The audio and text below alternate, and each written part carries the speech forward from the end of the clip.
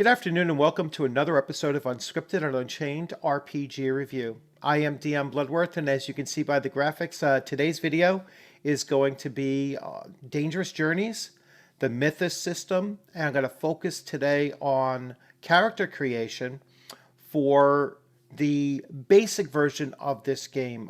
If you watched my last video, you noticed that this game book is actually broken up into two different parts. There's what's called the prime rules of Mythos, and that's the basic rule system.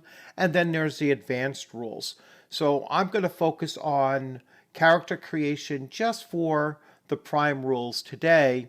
And at a later date, I will get around to showing how to take that character and then evolve that character into the advanced rule setting. That being said, I also came across a very interesting exchange of comments on Facebook concerning Dangerous Journeys, and a poster on Facebook was asking about Dangerous Journeys and basically how or why Gary Gygax was approaching this RPG differently than what he did with Advanced Dungeons and Dragons. And Luke Gygax actually chimed in and said, well, his father was looking to have a character development that was much more complex than what you had in first edition Advanced Dungeons and Dragons, or just in general in Dungeons and Dragons at the time. Much more complex, but still have a basic game mechanic system to play within. And I know that might sound like they're at odds with each other. You know, how do you have a complex character and yet the game system is still fairly simple? And when I show you the character sheet, and you'll notice that it has 6 pages of character sheet to it, you might be like further reinforced in that idea that you cannot have complexity and still have it simple at the same time. And I think what it really comes down to is that a character can be very complex and have very many different elements as the overall character, but their action with the game rules can still be simplified by only needing to focus on certain elements of the game system at any given time. But as I'm going through the rule book, which is pretty much kind of on the spot as I'm flipping through this and I'm going through these various components, I am not an expert. I am very much like you might be looking at this game system for the first time, where it is going to reveal itself to both myself and you as the viewer, to see how the game system actually comes together and how it works. And at least that's my hope for doing these kinds of videos, where I'm taking a look at a game system that I have not played for a long time, and I'm looking at it almost as fresh as you're potentially seeing it as well. And that's the basic premise of my channel, as well, as to take these first looks at game systems. And if I'm struggling with looking through a game set for the first time, well, that's something that other players might actually experience as well. And so without further ado, not belaboring that point, let's go right to the character sheet. So here we have the character sheet, and I'm just going to open it up here. Let me scroll back up to the top. Now, I got this from madirishman.net. You can still find PDFs of the character sheets online. It's harder, and I haven't been able to find without having to pay somebody to get the PDF of the game system itself. And Unfortunately, Game Designers Workshop, who originally published Dangerous Journeys does doesn't have access to it either. But taking a look at the character sheet, you start off with the first page, and the first page has some basic information about the character, and then it'll have the listing of their the characteristics, and there are only three characteristics that a player character has in the Mythos system, and that's mental, physical, and spiritual. And then they have a number of different activities that fall within those. Excuse me. We'll then move on to, you have a section for weapons, both hand weapons and missile weapons. You have dodging factor and avoidances, which is kind of like saving throws. I'm guessing you have initiative modifiers. You go into several different types of armor or strike locations. You have ultra vital, super vital, vital, non-vital, and then average. I don't fully understand what these mean, but I haven't done that deep dive into the rules yet.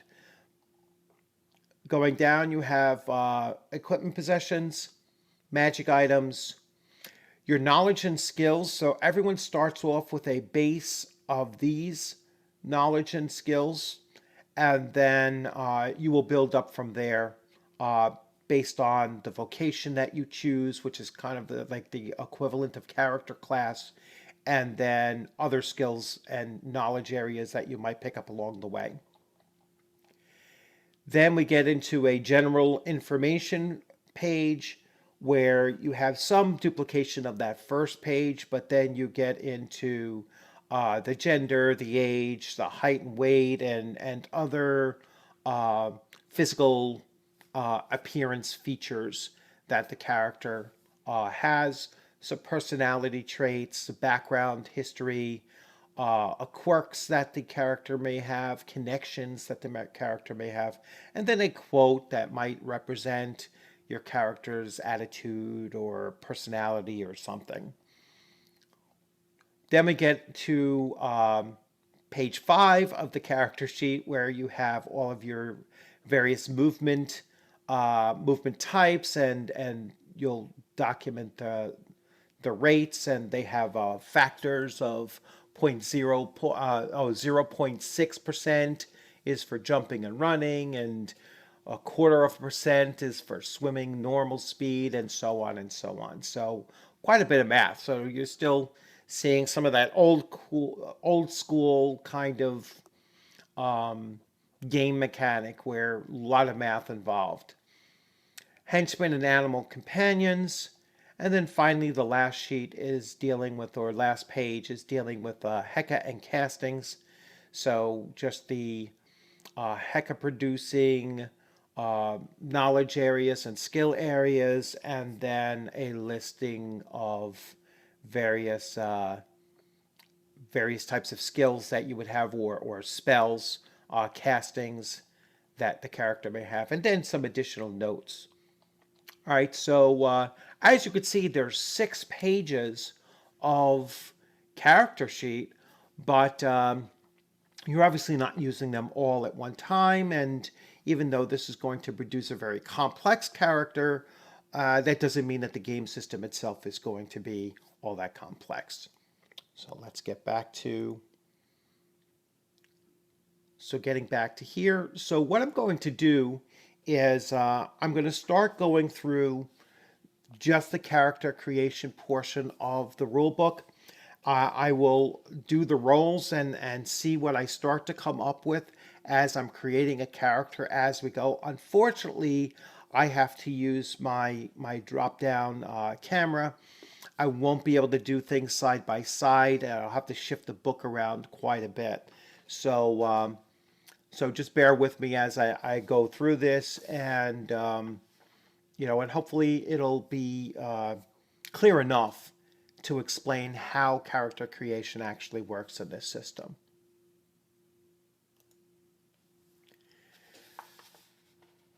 So here we have Mythos Prime rules, which is the basic rule set, and we're going to go here, And the very first thing that you roll for in character creation is the social economic class of your heroic persona. And I want to try to break away from, saying player character or just character. Heroic persona isn't just what Gary Gygax calls the player characters in this game system, but heroic persona really is the essence of what the character is supposed to be. The character is supposed to be heroic. The character is supposed to be greater than average, and you're going to see how the system kind of supports that idea. So, the first thing that we're going to take a look at is the social economic class. And there's a very short little table here for that, ranging from peasant non-free to aristocratic non-noble. And you're going to roll a d6 plus 1. So I will just roll that very quickly. And I rolled a 5. So a 5 plus 1 will be a 6. So I am going to place that on my character sheet, which I have over here. And I will place a 6 there for now. So you kind of see I put a 6 in that spot. So his character class starting as a freedman gentleman. So now we have to generate traits. Now, there are, as I mentioned earlier, 3 general traits. There is mental, and the mental represents the intelligence, thoughtfulness, logic, and how bright your heroic persona is. Physical attribute measures how strong, enduring, agile, dexterous your heroic persona is. And then finally, spiritual is how the character's creativity, faith, willpower, self-discipline, determination, and even the quality of personality, and all related to the value of the spiritual trait score. All right, so there you have your 3 main categories, and the trait levels in the very beginning is you get to spend 120 points across these 3 character trait areas. However, no trait can be less than 21, and none greater at character creation of higher than 60. So it basically means that you could spend, if you wanted to just go straight across the board, even 40 points per character trait area. And a 40 falls within the 36 to 45 range, which is above average ability, slightly smarter, stronger, or more spiritually adept than most. All right, so and that goes back to the design decision that Gary Gygax made, along with the idea of these being heroic persona. Well, heroic persona are going to be above average ability in most categories. They're meant to be, the kind of person that really goes out and does extraordinary things. So, bearing that in mind, what I decided to do was I already know what vocation I want to play, and so I looked at what categories of traits that they needed in order to start to build that kind of a character. So choosing a vocation. So as I look through the different vocations here, we have the HP or vocations and their prime requisite and their minimum social economic class. So if I were to play an alchemist and I rolled a 6 total, I could play an alchemist because I have a primary trait of mental, which I would make that my higher of my traits, and I already met the minimum of a 5 for the social economic class. A 6 I would need, which I actually achieved if I wanted to play a Cavalier. And I would focus on physical if I were to play a Cavalier character. But my intention is to roll up a thief character because that's kind of the class that I like to test out most RPGs that I'm looking to play, or at least looking to learn how they work. Is I look at the thief class, and it's just something that's my own personal preference. Um, and here we have an interesting thing where the thief has a mental or physical um, utilization of their traits. And so there's a choice there, and it's a unique class for that, or a unique vocation for that. And so we're going to start looking at that. So instead of going 40 across the board, what I decided to do was I took 36 in mental, 36 in spiritual. That gave me 4 and 4 to then add to my physical, and I will have a 48 score in my physical. The other thing about the thief, though, is that a thief comes in with a -1 to their social economic class. And so he would still be a very high social economic class thief, coming in now as a freeman landowner rather than a freeman gentleman.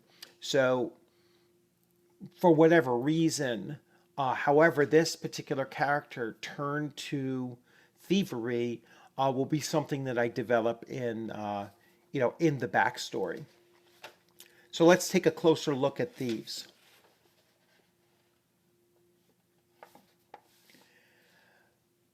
This vocation is unique in that it allows a choice of either physical or mental traits.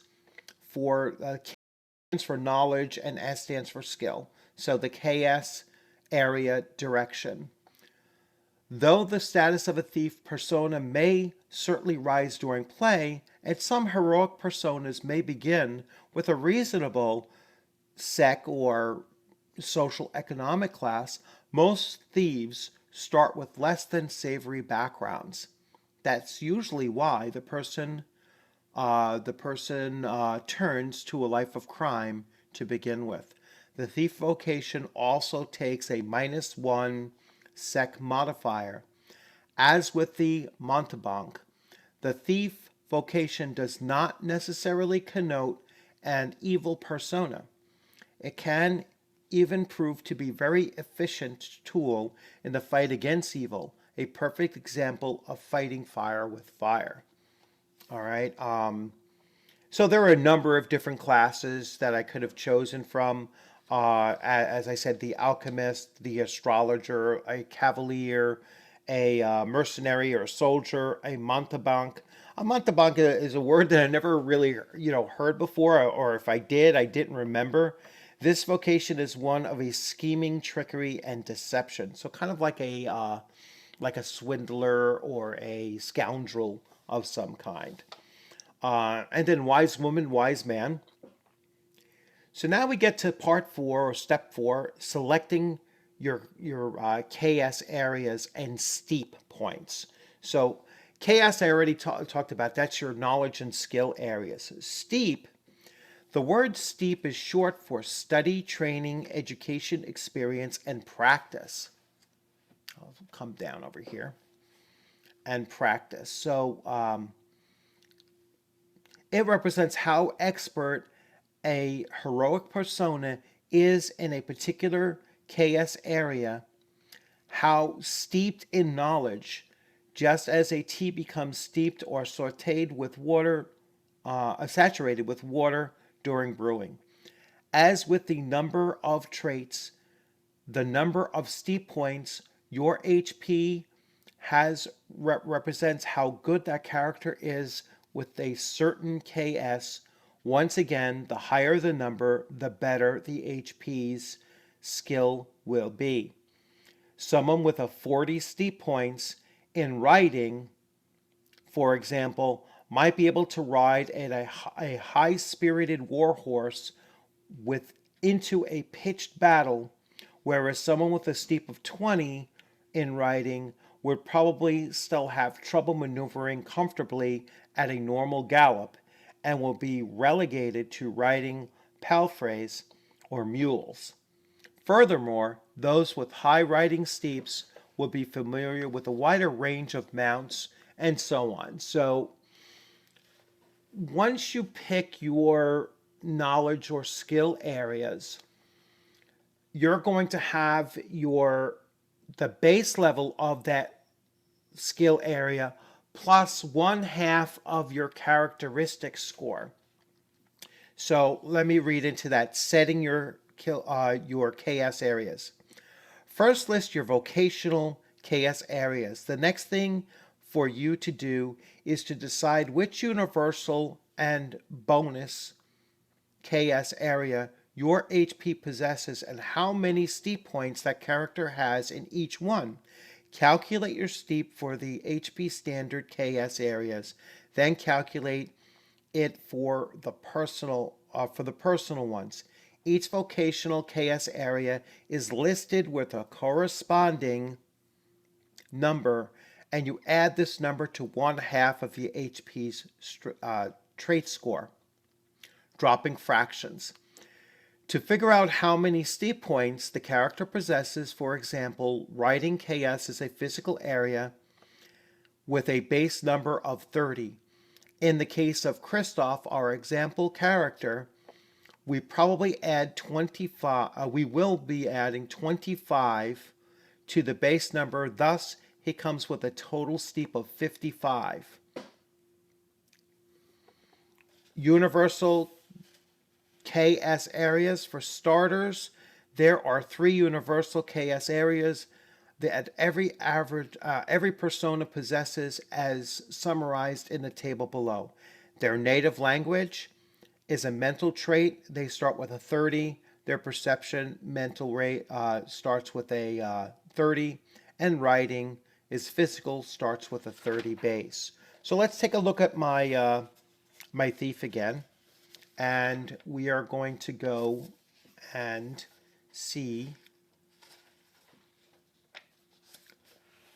the starting areas. Now remember, I put a 48 in my physical and a 36 in my mental.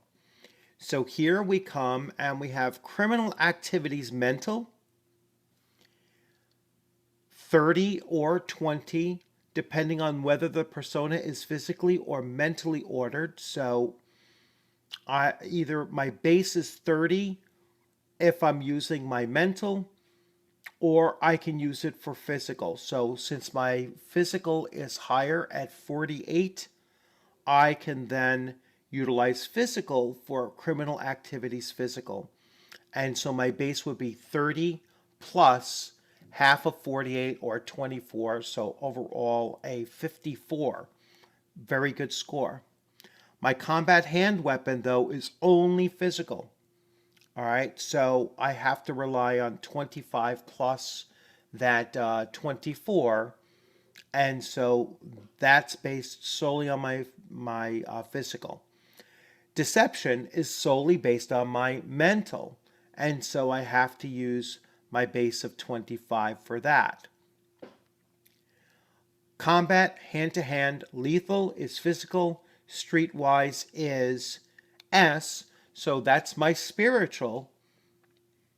My acrobatics is physical. My appraisal would be mental. My escape is physical. My disguise is physical. All right, and so I would list these on my character sheet and then apply my bonuses based on either my physical, my mental, or my spiritual traits.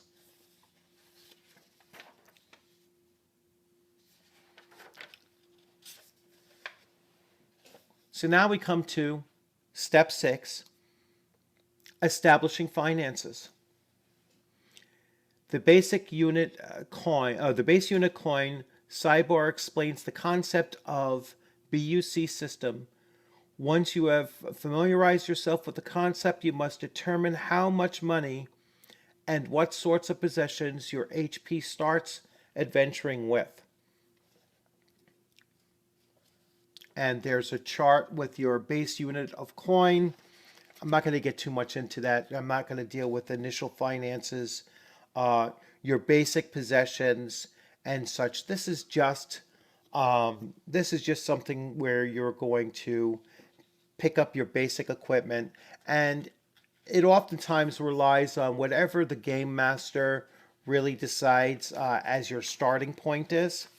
So we don't need to go into too much detail with that at this point. Um, if I use my base level of 5, I could start off with my net worth would be 5d5 plus 5 times 500. My bank account, if they exist, would be D3 times 1000. My cash on hand would be 5d6 times 50. And my DMI, which I will look into in a second, is looks like that says a 5d3 times 10. All right. DMI. HP who rolled higher DMI would own more and better things than HP on the same. All right, so that's kind of like a differentiation modifier. Not necessarily a number that means so much, or it might. Like I said, this is really the first time that I am digging through it as well, and I'm not even sure at the moment what DMI stands for. Okay, beginning purchases. So you will go through and begin buying things for your character. Step 7 is finishing any miscellaneous information. All you need to know now is to fill in the details like your character's height, weight, physical appearance, age. 18 to 30 will be a good starting point. There is no set formula for doing this. Just write down whatever you want. Try to make appearance fit your HP traits, however. Heroic persona with a high physical trait, for example, would have well-developed muscular body. You may also wish to jot down some few notes concerning your heroic persona's background, personality, and such. And then we have the, now this is an advanced rule, but they put it here where you can roll for your character's attractiveness. All right, so HP or heroic persona's attractiveness, and you're rolling a d20, and then that will give you the various activity or level of their general description. So the average is going to be anywhere from plain through active to cute. That will be from plain, average, attractive, cute. But if you roll very high, and I'm not sure if there's any modifiers that would be added to this, but as a note here, it's more in the advanced rules. So we will take an advanced rules. It says to do this, simply roll 2d6 plus 8 and look up the results in the following table. All right, so actually you're getting a plus 8, so that's going to really shift you towards being much more attractive, just looking at that note real quick. It's kind of odd that they would give it a 1 through 20 since that's not even possible. Your lowest score is going to be a 10. It's going to be a 10 through a 20. But anyway, that might be generally for NPCs as well. Conducting actions is just how you utilize those scores now in order to do the various things that you're looking to do. And they just get into making rolls. And it's a straight up percentage roll. All right, so example, let's say that Christoph is chasing down some villains on his courser, and the GM decides that he must make a riding roll to keep up with them. He has a 55 steep points for his writing. So he must roll a D percentile. To do so successfully, if he rolls a 56 or higher, however, then he has failed and automatically loses them. Two special cases occur when a heroic persona either is forced to make a roll using a KS not possessed or must make a roll facing extreme difficulty circumstances. When an HP is forced to make a test of a KS that the persona does not possess, the player must roll against the trait which the corresponding to the missing KS, but must add 20 points to the result of the roll. All right, so it becomes 20% harder in order to accomplish it.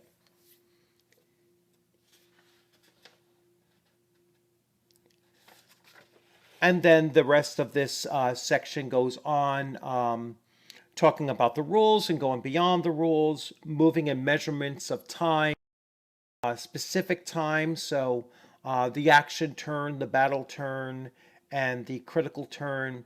And I will get more into that when I go into the combat system and talking about that.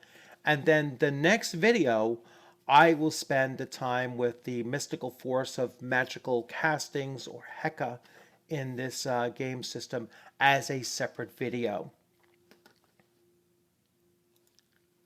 So there you basically have it, is you have the very basic way of rolling up a character, and you can see that it really is quite simple, because you're the only things you're rolling to begin with is your social economic class. You're assigning the points to your mental, your physical, or your spiritual characteristics. You're choosing a vocation. The only limitation is if you rolled really bad on your social economic class, then some of those harder to achieve vocations will be blocked from you. But for the most part, you'll be able to play just about any character you want, provided that your initial roll was a good roll. And then you're going to just list down the vocation skill traits that you do start off with, and then roll for your wealth, buy your equipment, and you are ready to go on an adventure. So it really is, in a sense of rolling up a character, which, I mean, I was describing it along the way, but once you're very familiar with this, you probably roll up a character, or create a character in less than 10 minutes. All right, so it doesn't take a lot of time to jot down these things. So that's a pretty simple system where you can generate a character that quickly, especially if you're not going to really mess around too much with how many points you're going to spend in each of those particular areas. And and keep it fairly simple as far as your possessions are concerned, or the number of skills that you're going to want to list down and focus on as well. So once again, I hope you enjoyed this video. If you liked it, please give it a thumbs up. If you have any questions or comments about this system, or anything that you want to point out that I could have stated better, then feel free to chime in there and say, hey, this is something you missed, or something you should have focused on a little bit more. Remember, this is kind of a first flip through. Just starting to familiarize myself with the basic rules.